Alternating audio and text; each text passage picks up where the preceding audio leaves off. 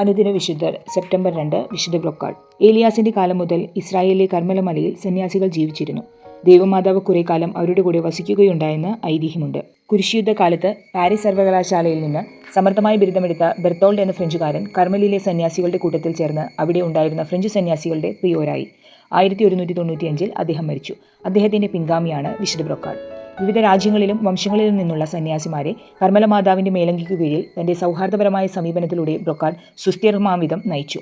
കർമ്മല സഭയുടെ 3ാമത്തെ പ്രിയോർ ജനറലായിരുന്ന വിശുദ്ധ ബ്രൊക്കാർഡ് ഫ്രഞ്ചുകാരനായിരുന്നു.